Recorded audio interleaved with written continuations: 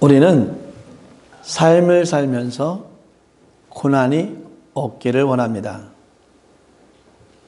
그런데 문제는 우리가 삶을 살면서 고난을 피할 수는 없습니다. 고난에는 내가 잘못해서, 내가 잘못 판단해서 내 실수 때문에 오는 고난이 있습니다. 반면에 나는 아무런 잘못도 없고 아무런 이유도 없이 우리에게 다가오는 고난도 있습니다. 내 잘못으로 인한 고난이라면은, 내 실수로 인한 고난이라면은, 그래, 내 잘못이니까 하면서 그 고난에 대해서 인정을 합니다. 그런데 내 잘못이 아닌 그런 고난이 올 때는 그 고난이 너무나도 힘들게 우리에게 다가옵니다. 이럴 때 아무 이유도 없이 이해할 수 없는 고난이 우리에게 다가온다면 우리는 이 고난에 대해서 어떻게 반응을 해야 합니까? 한국에서 청소년이 부모와 문제가 있어서 가출을 했습니다. 그런데 가출을 해서 이제는 홈리스 생활을 하고 있는데 그 지역인지 어디에서 살인사건이 났습니다. 이 살인사건을 해결하기 위해서 경찰은 그 홈리스들이, 그러니까 가출한 그 청년들이 짜고 그 살인을 저질렀다고 해서 한 사람을 체포하고 그에게 살인 누명을 씌워서 15년이라는 세월을 감옥에 있게 했습니다.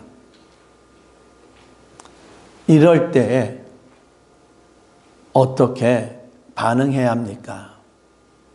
그 사람은 이렇게 이야기합니다. 내가 차라리 이 세상에 태어나지 않았더라면 더 좋았을 텐데 라고 고백을 했습니다. 만약 성도가 이러한 고난을 당한다면 어떻게 반응하겠습니까? 아마 내가 예수를 잘 믿었는데 왜 나한테 이런 고난이 옵니까? 라고 우리는 하나님께 원망을 할 것입니다. 하나님께서는 욥에게 말하기를 너는 참 온전하고 너는 참 착하고 너는 참 신실한 자다. 너는 정말 온전한 자다. 라고 이렇게 칭찬을 했습니다. 그런데 오늘 성경에 나오는 그 욥은 정말 자기가 생각하지도 못하는 그런 고난을 당합니다. 자기가 가지고 있던 모든 재산을 잃어버립니다. 자기의 귀한 자녀들이 다 죽습니다. 아내는 떠납니다. 자기의 몸은 질병이 걸려서 매일 몸을 긁습니다. 욥은 견디기 힘든 고난을 당합니다. 우리는 인과응보라는 말이 있습니다. 이 말은 선악에 대한 결과를 받게 된다는 말로서 죄를 지으면 죄의 대가를, 선한 일을 하게 된다면 선한 대가를 받는다는 것입니다. 그런데 오늘 욥을 통해서 우리가 볼 수 있는 것은 하나님은 욥을 의롭다 여겼는데, 착하다 했는데 그 귀한 성도가, 그 믿음이 많은 성도가 고통을 당한다는 겁니다. 성도는 예수 믿기 때문에 아무런 고통이 없는 것이 아니라 예수를 믿어도 우리가 이해하지 못하는 고통을 당할 수 있다는 것입니다. 이럴 때 성도는 어떻게 반응을 해야 합니까? 죄송합니다. 지금 Carl, you can listen the earphone. You can, yeah, we have a translator. 야, 오케이. 야.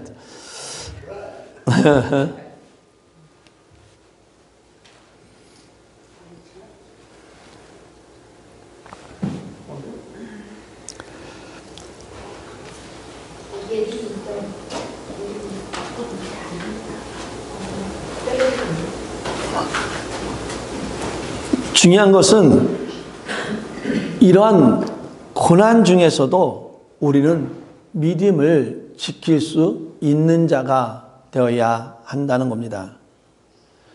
믿음을 지킨다는 것은 원망을 안 한다는 것이 아닙니다.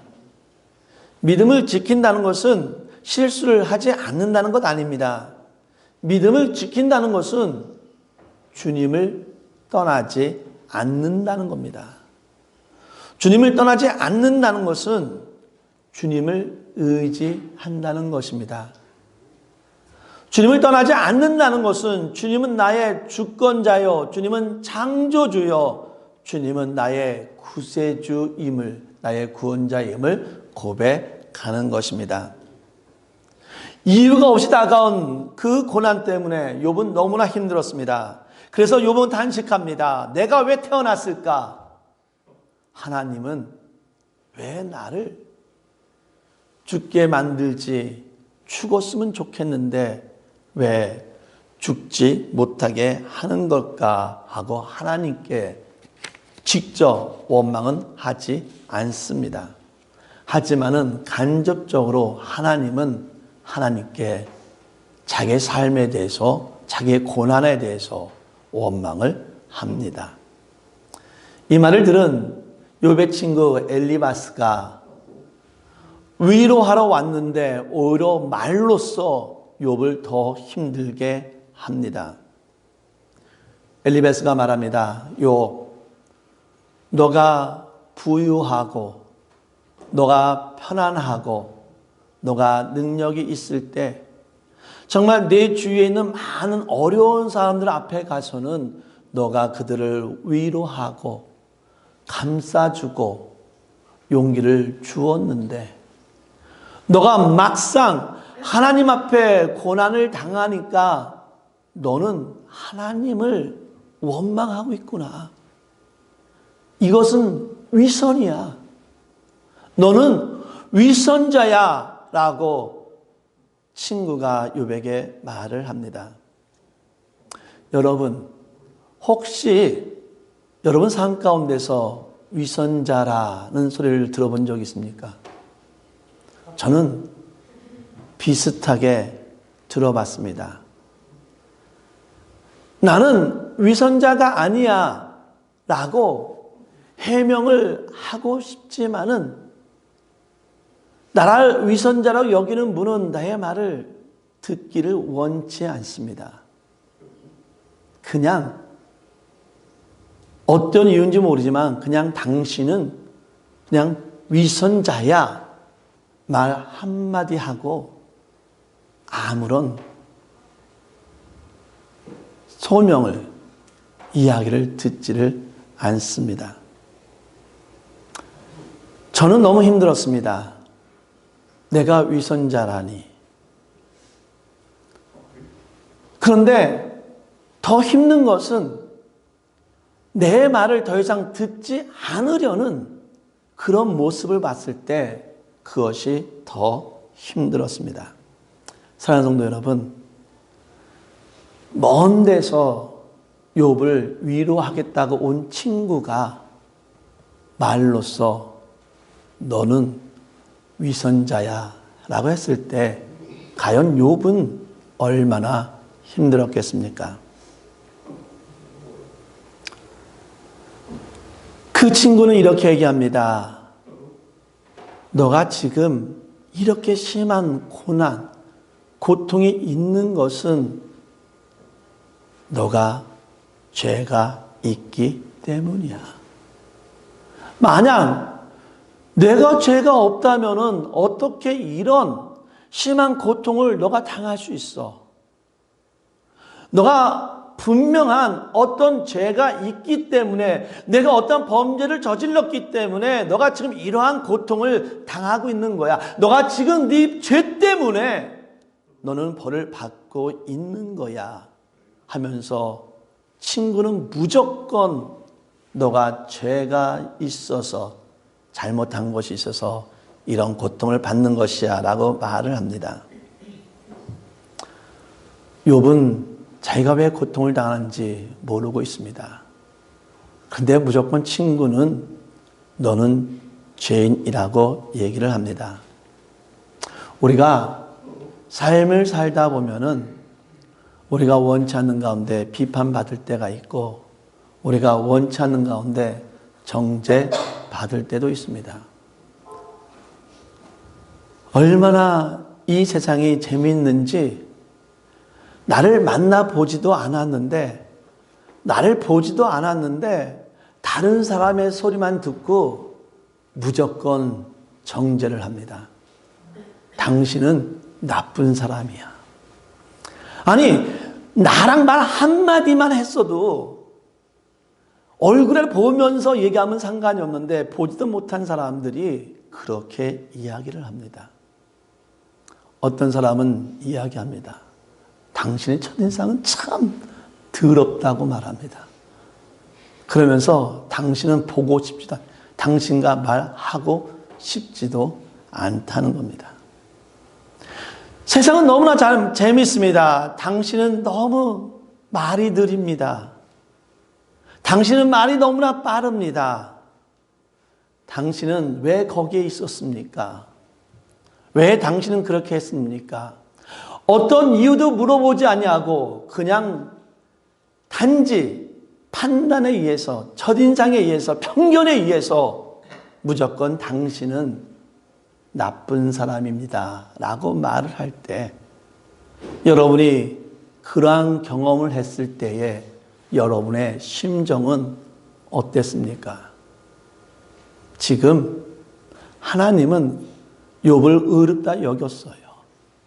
그런데 위로하겠다는 친구는 그가 어떠한 죄를 저질렀는지도 모르면서도 무조건 정죄를 합니다. 무조건 비판합니다. 너가 죄가 있어서 너가 고통을 받는 거야. 제 아내가 예림에게 한국에 있는 학생들은 밤 늦게까지 공부를 해. 우리도 사실 그랬잖아요. 라고 얘기를 했습니다. 그랬더니 예림이가 엄마에게 이렇게 대답했답니다. 그래서 한국 학생들이 자살을 많이 하는 거야.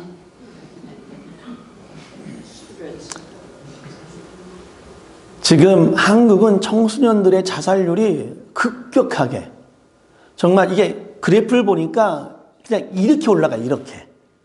일본 같은 경우는 좀 올라가다 이렇게 좀 떨어지고 다른 나라는 좀 이렇게 가다 떨어지는데 한국은 지금 급격히 올라가고 있습니다. 그런데 한국은 엄청나게 지금 자살률이 애들뿐만이 아니라 어른들까지도 자살률이 높습니다. 자, 그렇다면은 한국만 자살률이 높습니까? 아니요. 세계 많은 나라들이 자살률이 높습니다. 이렇게 자살을 학생들이, 어른들이 이렇게 자살을 하는 이유는 무엇입니까? 욥도 내가 태어난 게 너무 힘드니까 왜 나를 죽여주지 않습니까? 내 생명을 보존합니까? 라고 하나님 앞에 원망을 했습니다. 이렇게 힘들 때, 우리가 고난을 당할 때, 그 고통스러울 때 우리가 죽음을 생각하는 이유는 무엇입니까? 많은 사람들이 죽음이 끝이다 라고 생각을 하고 있기 때문입니다. 죽으면은 모든 것이 끝난다 라고 생각하기 때문입니다. 맞습니다. 죽으면은 희망도 없습니다. 죽으면은 소망도 없습니다. 정말 죽으면은 세상 사람이 말하는 것처럼 아무것도 없습니다. 그런데 하나님께서는 오늘 욥의 친구 말로써 욥을 너무나 힘들게 했던 그 친구를 통해서 하나님이 말씀합니다. 내게 달려오라. 내가 너를 구원하겠다. 라고 하나님께서는 말로써 욥을 힘들게 했던 그 엘리바스를 통해서 하나님께서는 욥에게 말씀합니다. 나에게 달려오라. 내가 너를 구원하겠다. 욥은 고통의 끝이 죽음이라고 생각했습니다. 세상 많은 사람들은 죽으면 끝이다라고 생각을 합니다. 그런데 하나님께서는 말씀하시길 고통의 끝에서, 죽음의 끝에서 나에게 달려와라. 나를 바라보라. 내가 너를 구원하겠다라고 말합니다. 하나님이 말씀하십니다. 달려오면은 내가 너를 치유하겠다. 너가 나에게 달려오면은 내가 너에게 희망을 주겠다.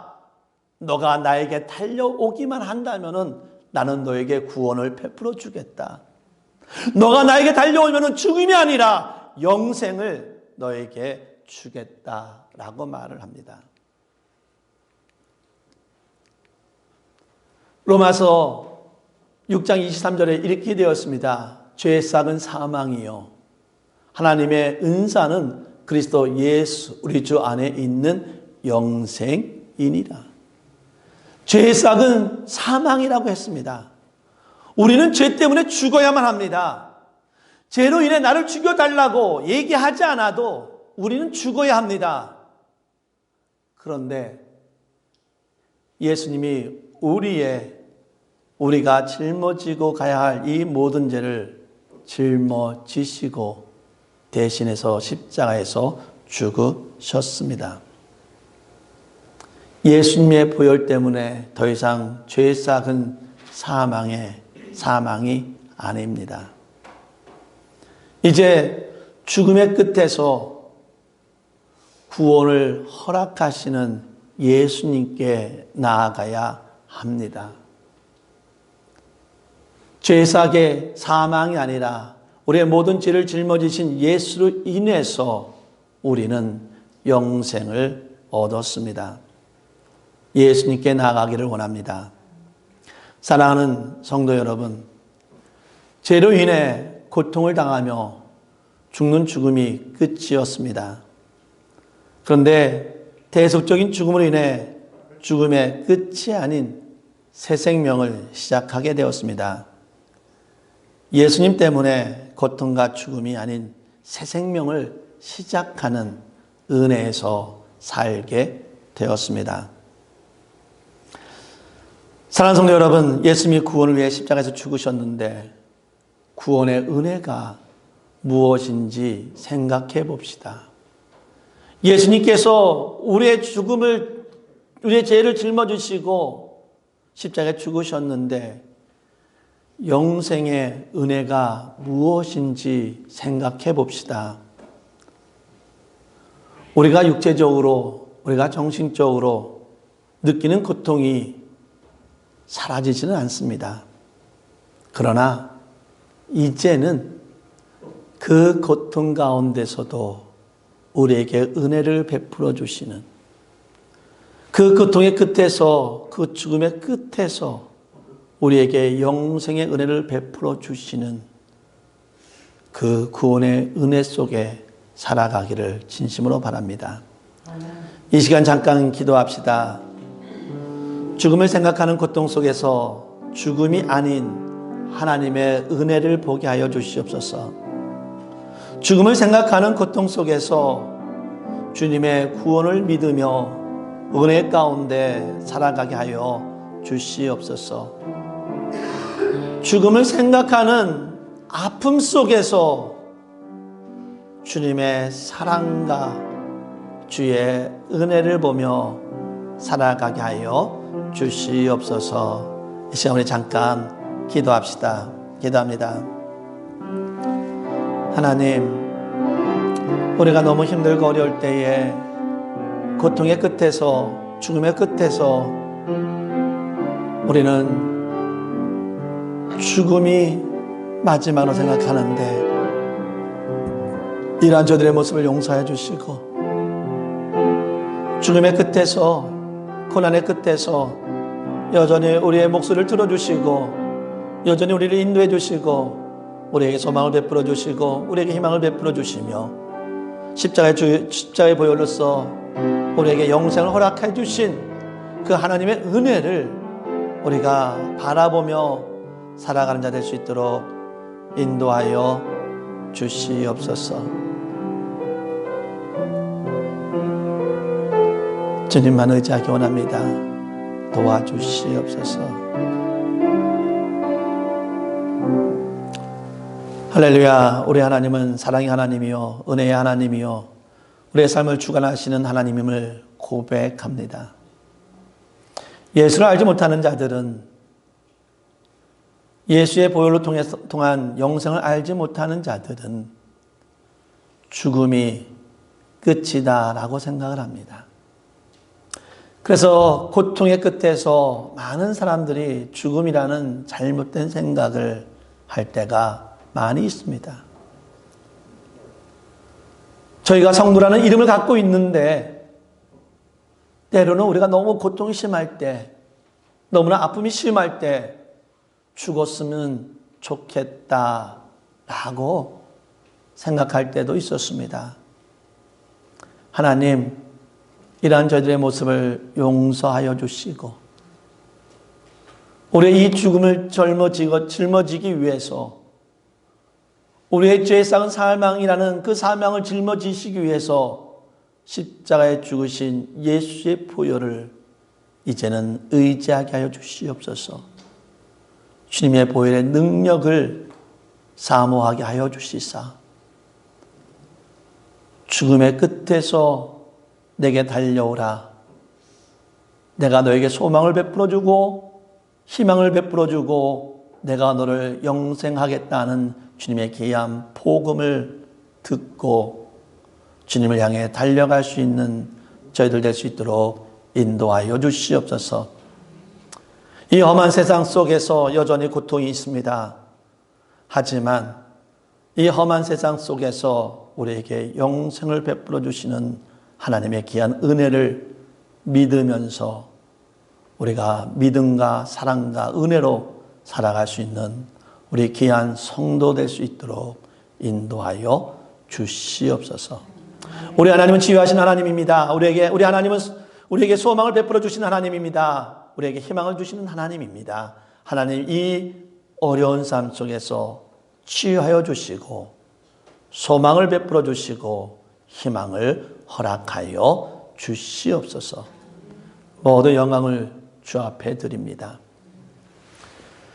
이제는 우리를 살리기 위해서 십자가에 죽으신 예수 그리스도의 사랑과 우리를 구원하기 위해서 예수를 보내주신 하나님의 은혜와 우리가 온전하고 거룩한 삶을 살아갈 수 있도록 인도해 주시는 성령님의 인도 교통하심이 힘든 가운데서도 하나님의 은혜 가운데 하나님의 음성을 들으며 주의 보혈로 살아가겠다고 다짐하는 우리 모든 교회와 성도 위에 영원히 있기를 간절히 축원하나이다.